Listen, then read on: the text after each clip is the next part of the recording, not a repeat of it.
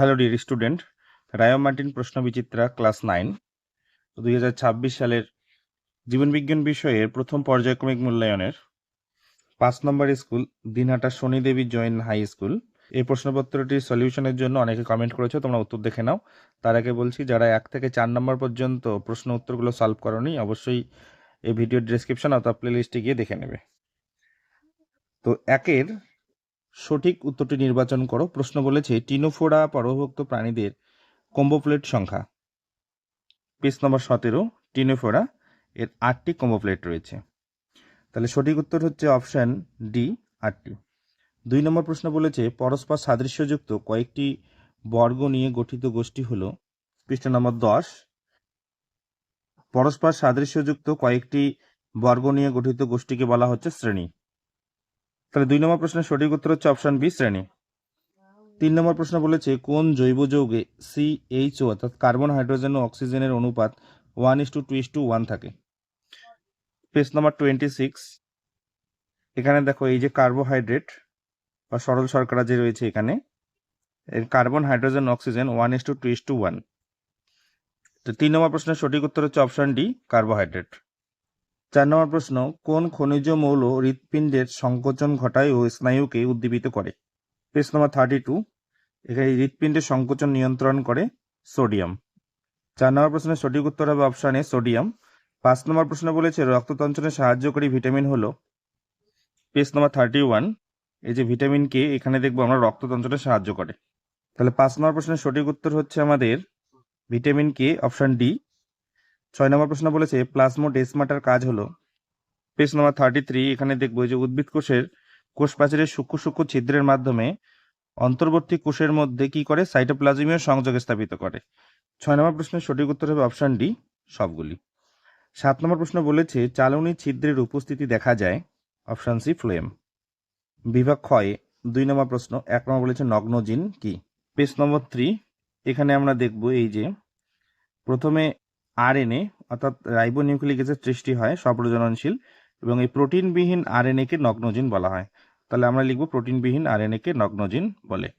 2 নম্বর প্রশ্ন বলেছে জিমনোস্পার্মের প্রধান উদ্ভিদ দেহটি কি প্রকৃতির। পেজ নম্বর 14, এই যে জিমনোস্পার্ম এর প্রধান দেহ হচ্ছে রেণুধর। 3 নম্বর প্রশ্ন বলেছে ভিটামিন ই এর রাসায়নিক নাম কি।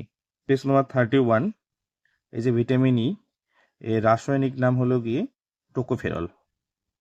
4 নম্বর প্রশ্ন বলেছে একটি সজীব কোষান্তর রন্ধ্রবিহীন স্থায়ী কলার উদাহরণ দাও।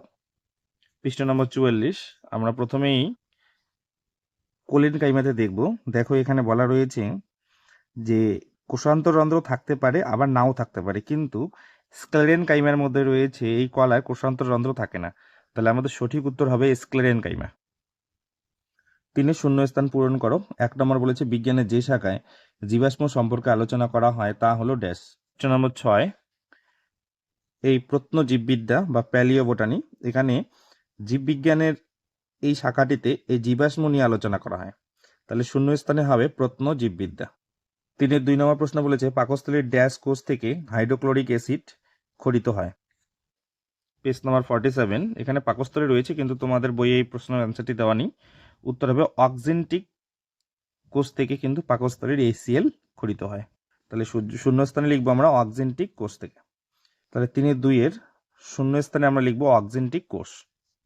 3 নম্বর প্রশ্ন বলেছে নিউক্লিওটাইড সমান পেন্টোজ শর্করা যোগ ড্যাশ রয়েছে, তারপরে যোগ নাইট্রোজেন যুক্ত ক্ষার। 10ম শ্রেণীর 42 পেজে আমরা দেখব এই যে নিউক্লিওটাইড সমান ডিঅক্সিরাইবোজ শর্করা, ফসফেট এবং নাইট্রোজেন বেস। এই ফসফেটে ছিল শূন্যস্থান, তো উত্তর হবে শূন্যস্থানে ফসফেট। এরপরে রয়েছে 4 দাগে ঠিক বাক্যের পাশে রাইট চিহ্ন এবং ভুল বাক্যের পাশে ক্রস চিহ্ন দাও। 1 নম্বর বলছে হুইটেকারের 5 রাজ্য শ্রেণীবিভাগ অনুযায়ী লোহিত শৈবাল ও বাদামি শৈবালকে উদ্ভিদ রাজ্যের অন্তর্ভুক্ত করা হয়নি। পেজ নম্বর 12তে আমরা দেখব এই যে প্লান্টি রাজ্যের মধ্যেই কিন্তু শৈবালদেরকে রাখা হয়েছে। তাহলে আমাদের 4-এর 1 নম্বর প্রশ্ন সম্পূর্ণ ভুল বলা রয়েছে, তাহলে আমাদের এটি হবে গিয়ে ক্রস। এরপরে রয়েছে 2 নম্বর গোলগি বস্তুর চারপাশে থাকা অঙ্গাণুবিহীন সাইটোপ্লাজমের অংশকে জোন অফ এক্সক্লুশন বলে। পেজ তোমার 39, আমরা দেখব এখানে গোলগি বডিসের গঠনের এখানে শেষে যে ভ্যাকুয়াল রয়েছে, এখানে যে এখানে গোলগি বডির কাছাকাছি সাইটোপ্লাজমে কোনো কোষ অঙ্গাণু থাকে না, একে বলা হয় কি জোন অফ এক্সক্লুশন। অর্থাৎ 4-2 সম্পূর্ণ সত্য বলেছে, তো টিক চিহ্ন হবে। এবার 5 নম্বরে স্তম্ভ এ এবং স্তম্ভ বি। প্রথমে 1 নম্বরে রয়েছে ভিত্তি পর্দা। পেজ নম্বর 45, আবরণী কলার মধ্যে দেখব এখানে ভিত্তি পর্দা থাকে। তাহলে 1 নম্বর হচ্ছে গিয়ে আমাদের এই যে ডি এর সাথে হবে, তো আমি ডি এর পাশে এখানে 1 নম্বর লিখে দিলাম। এরপরে রয়েছে 2 নম্বর তরুণাস্থি। পেজ নম্বর 20, কন্ড্রিকথিসের মধ্যে দেখি যে অন্তঃকঙ্কাল তরুণাস্থিময়। তো তরুণাস্থিময় এই যে কন্ড্রিকথিস অর্থাৎ হাঙ্গর, সি এর সাথে হবে সঠিক উত্তর। তাহলে আমি হাঙ্গরের পাশেই আমরা 2 লিখে রাখলাম। এরপরে রয়েছে 3 নম্বর 70S রাইবোজোম। পেজ নম্বর 40, রাইবোজোমের গঠনে এখানে দেখব আমরা এই যে প্রোক্যারিওটিক, তার হচ্ছে 70S রাইবোজোম থাকে। তাহলে 3 নম্বর 70S রাইবোজোম, এ হচ্ছে গিয়ে প্রোক্যারিওটিক কোষ, তাহলে এর সাথে হবে, এটি হলো গিয়ে 3 নম্বর। শেষে রয়েছে 4 নম্বর টেরিডোফাইটা। পৃষ্ঠা নম্বর 15, এই যে টেরিডোফাইটা উদাহরণে দেখবো এই যে লাইকোপোডিয়াম। তাহলে টেরিডোফাইটা হচ্ছে লাইকোপোডিয়াম, এটা হচ্ছে গিয়ে 4 নম্বর। আরে বিভাগ গ, 6-1 বলেছে দ্বিপদ নামকরণের 2টি নিয়ম লেখো। পেজ নম্বর 10, এই যে দ্বিপদ নামকরণের এখানে নিয়মাবলী রয়েছে, এখান থেকে তোমরা যে কোনো 2টি লিখবে। 6-2 নম্বর প্রশ্ন বলেছে প্রদত্ত বৈশিষ্ট্যের ভিত্তিতে কন্ড্রিকথিস ও অস্টিকথিসের মধ্যে পার্থক্য লেখো। পেজ নম্বর 20, তো প্রথম যে আমাদের বৈশিষ্ট্য ছিল সেটা ছিল অন্তঃকঙ্কাল। তো দেখো কন্ড্রিকথিসের মধ্যে অন্তঃকঙ্কাল তরুণাস্থিময় এবং অস্টিকথিসের মধ্যে অন্তঃকঙ্কাল হচ্ছে অস্থিময়। দ্বিতীয় বৈশিষ্ট্য ছিল পটকা, সেখানে আমরা লিখব কন্ড্রিকথিসের ক্ষেত্রে পটকা অনুপস্থিত, কিন্তু অস্টিকথিসের ক্ষেত্রে দেহ গহ্বরের মধ্যে পটকা থাকে। 3 নম্বর প্রশ্ন বলেছে ব্রায়োফাইটাকে উভচর উদ্ভিদ বলা হয় কেন। পৃষ্ঠা নম্বর 14, এখানে দেখো ব্রায়োফাইটা, তো বেশিরভাগ উদ্ভিদ সিক্ত স্থানে জন্মায়, নিষেকের সময় কি হয় জলের প্রয়োজন হয়, তাই একে কিন্তু উভচর উদ্ভিদ বলা হয়, এটুকু লিখতে হবে। 4 নম্বর প্রশ্ন বলেছে ডিএনএ উপস্থিত এরূপ 2টি কোষ অঙ্গাণুর নাম লেখো। প্রথমে দেখব 36 পেজ, এখানে যে এই যে মাইটোকন্ড্রিয়া, এখানে যদি দেখি আমরা একদম নিচের দিকে এই যে ডিএনএ রয়েছে। পেজ নম্বর 37-এ যদি দেখি আমরা, তো ক্লোরোপ্লাস্টের মধ্যে, তো এটা হচ্ছে প্লাস্টিড, তো ক্লোরোপ্লাস্টে দেখো ডিএনএ থাকে। তাহলে আমাদের এখানে উত্তর হবে মাইটোকন্ড্রিয়া এবং প্লাস্টিড। 6-এর দাগের 5 নম্বর প্রশ্ন হলো 2টি অপরিহার্য ফ্যাটি অ্যাসিডের উদাহরণ দাও। পৃষ্ঠা নম্বর 27, যে অপরিহার্য fatty acid omega 3 fatty acid. 6 নম্বর প্রশ্ন বলেছে ওরিওলার যোগকলা এবং অ্যাডিপোস যোগকলার একটি করে কাজ লেখো। এই প্রশ্নের উত্তর তোমাদের পাঠ্য বইয়ের মধ্যে নেই, আমি স্ক্রিনে দিয়ে দিলাম, তোমরা দেখে নাও। 7 নম্বর প্রশ্ন বলেছে সুক্রোজ ও মল্টোজে উপস্থিত মনোস্যাকারাইড বা একক শর্করাগুলির নাম লেখো। পৃষ্ঠা নম্বর 28, এখানে সুক্রোজ এবং মল্টোজের কথা বলেছে। তো সুক্রোজের মধ্যে থাকে দ্বিশর্করা, 2টি গ্লুকোজ অণু রয়েছে এখানে। তো গ্লুকোজ অণুগুলোর মধ্যে সুক্রোজের মধ্যে থাকে হচ্ছে গিয়ে গ্লুকোজ এবং একটি থাকে ফ্রুক্টোজ, একটি গ্লুকোজ এবং একটি ফ্রুক্টোজ থাকে সুক্রোজের মধ্যে। এবং মল্টোজের মধ্যে যদি বলি আমরা, মল্টোজের মধ্যে থাকবে হচ্ছে গিয়ে 2টি গ্লুকোজ অণু। 8 নম্বর প্রশ্ন বলেছে পার্থক্য লেখো জাইলেম ও ফ্লোয়েম। পেজ নম্বর 45, এখানে জাইলেম ফ্লোয়েমের পার্থক্য রয়েছে, এখান থেকে লিখবে। এবারে বিভাগ ঘ, 7-এর দাগের 1 নম্বর প্রশ্ন বলেছে একাইনোডার্মাটা পর্বের মুখ্য বৈশিষ্ট্যগুলি লেখো। একই সাথে রয়েছে কোন পর্বের প্রাণীদের দেহ ম্যান্টল পর্দা দ্বারা আবৃত থাকে এবং এই পর্বের একটি প্রাণীর উদাহরণ দাও। পেজ নম্বর 18, এই যে একাইনোডার্মাটা, এর বৈশিষ্ট্যগুলো রয়েছে, এখান থেকে লিখবে। এবং পরের অংশের জন্য বলেছে ম্যান্টল পর্দা থাকে, এই যে ম্যান্টল পর্দা থাকে হচ্ছে মোলাস্কা, এর একটি উদাহরণ হলো যে জল শামুক লিখতে পারো অথবা স্থল শামুক লিখতে পারো।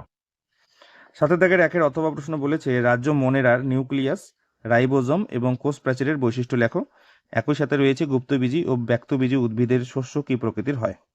পৃষ্ঠা নম্বর 11, এই যে মোনেরা রয়েছে এখানে, তো মোনেরার বলেছে প্রথমে নিউক্লিয়াস। তো নিউক্লিয়াস অবশ্যই কি হবে, যেহেতু এটা প্রোক্যারিওটিক, তার মানে আমরা সরাসরি লিখতে পারি নিউক্লিয়াস সুগঠিত নয়, 1 নম্বর। 2 নম্বরে আমাদের কি ছিল, রাইবোজোম ছিল, তো এর রাইবোজোম কিন্তু হচ্ছে 70S প্রকৃতির হয়, এখানে নেই, 70S প্রকৃতির হয়, তোমরা লিখে নেবে।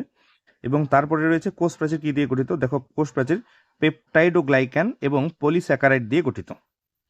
পরের অংশ রয়েছে গুপ্তবীজী ও ব্যক্তবীজী উদ্ভিদের শস্য কি প্রকৃতির হয়। তো গুপ্তবীজী উদ্ভিদের শস্য হয় হচ্ছে গিয়ে ট্রিপ্লয়েড, মানে হচ্ছে 3N, এবং ব্যক্তবীজী উদ্ভিদের শস্য হচ্ছে কি হ্যাপ্লয়েড, মানে হচ্ছে শুধু N।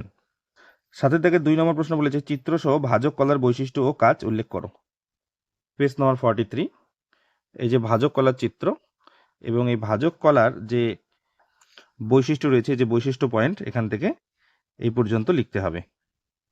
অথবা প্রশ্ন বলেছে মাইটোকন্ড্রিয়ার একটি বিজ্ঞানসম্মত চিত্র অঙ্কন করে নিম্নলিখিত অংশগুলি চিহ্নিত করো।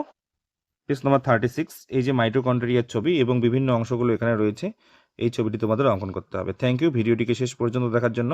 ভালো লাগলে অবশ্যই শেয়ার করবে বন্ধুদের মধ্যে।